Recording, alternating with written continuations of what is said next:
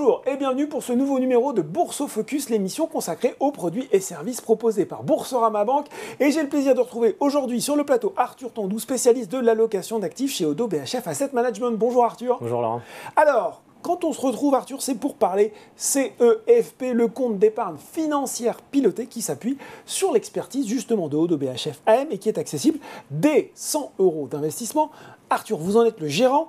D'habitude, on fait un petit point d'étape sur ce produit d'épargne à différents moments de l'année, mais là, on se retrouve pour parler d'une évolution sur un des 4 profils proposés, le profil offensif, qui va devenir un profil durable, et c'est effectif depuis le 3 octobre. Qu'est-ce qui a motivé cette évolution, Arthur? Parce que c'est le sens de l'histoire, Laurent.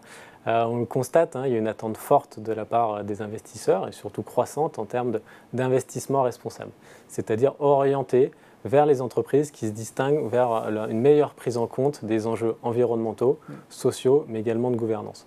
Le fameux critère ESG dont on parle. Le fameux critère ESG. Et donc, avec Boursorama, on a décidé de lancer en exclusivité ce nouveau profil au sein de la gamme CEFP. Alors, on le sait, c'est parfois complexe pour un investisseur de se repérer dans la galaxie ESG. Beaucoup d'acronymes, beaucoup de réglementations, alors SFDR 8, SFDR 9, la taxonomie. Nous, on a choisi de suivre le label ISR, qui est le label qui a été créé par le ministère de l'économie et des finances français, avec pour but d'identifier, distinguer les fonds qui mettent en œuvre une méthodologie solide en termes d'investissement socialement responsable. Et donc le nouveau fonds pilotage sélection durable investit et investira au minimum 90% de ses encours dans des fonds qui ont ce label ISR. Voilà, 90% des fonds des encours avec le label ISR. Alors on a compris justement derrière cette évolution, comment tout ça, ça va modifier finalement la composition du profil offensif qui est devenu durable. Il y avait un objectif à la base, c'était celui de dépasser l'indice de référence, le stock Europe 600 dividendes réinvestis sur un horizon de placement supérieur à 8 ans. Ça reste d'actualité, ça ne bouge pas ou c'est plus la même chose? Le portefeuille a été retravaillé significativement, les indices de référence aussi. Donc ce qui s'est passé, c'est que Pilotage Sélection Offensive investissait initialement uniquement sur les actions de la zone européenne. On a changé la stratégie d'investissement, on a également fait évoluer son univers, on l'a élargi aux actions mondiales. D'accord. Et donc, comment est-ce qu'on va piloter ce nouveau fonds? On va d'une part investir dans des fonds qui appartiennent à la thématique green. C'est ces fonds qui investissent dans des entreprises qui contribuent à la transition écologique. Donc, par exemple, les énergies renouvelables, l'efficacité énergétique, la mobilité durable, la préservation des ressources naturelles.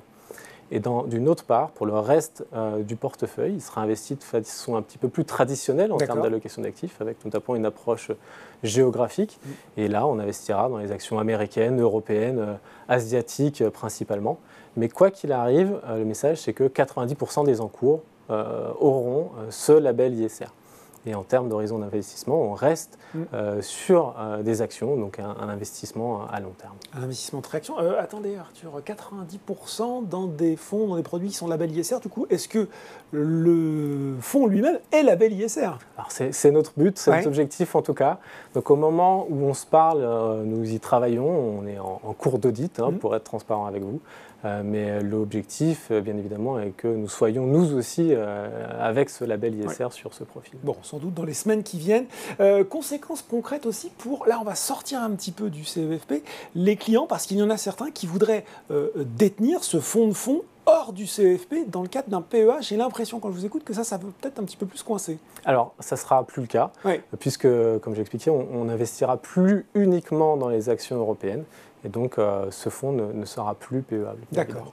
Ça, c'est une question que tout le monde se pose là derrière son écran. Est-ce que passer d'offensif à durable, ça va changer quelque chose sur la performance potentielle du profil ou son niveau de risque? Alors, notre objectif, quoi qu'il arrive, c'est d'avoir une appréciation du capital sur l'horizon d'investissement, tout en orientant les flux vers des supports ESG. D'un point de vue risque, le portefeuille sera beaucoup plus diversifié. Déjà géographiquement, puisqu'on élargit, donc on est moins sensible à la performance de ces actions européennes. Au-delà de ça, on sera beaucoup plus exposé aux devises étrangères, comme le dollar, comme le yen, ce qui là aussi va apporter de la diversification au portefeuille. Et d'ailleurs, quand on regarde le niveau de risque du nouveau fonds, il sera probablement inférieur au précédent, notamment quand on regarde la volatilité historique des indices de référence de l'ancien et du nouveau profil. En termes de performance, c'est un peu la question qui est extrêmement importante aussi, investir dans l'investissement responsable n'impacte pas la performance. Ouais. Il y a des besoins de financement qui sont absolument colossaux pour financer cette transition écologique, notamment pour atteindre les objectifs de la COP.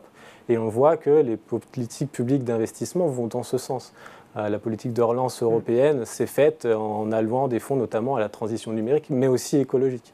Récemment, le plan de Joe Biden, l'Inflation Act, a alloué une grande partie de son enveloppe à l'efficacité énergétique et au changement climatique.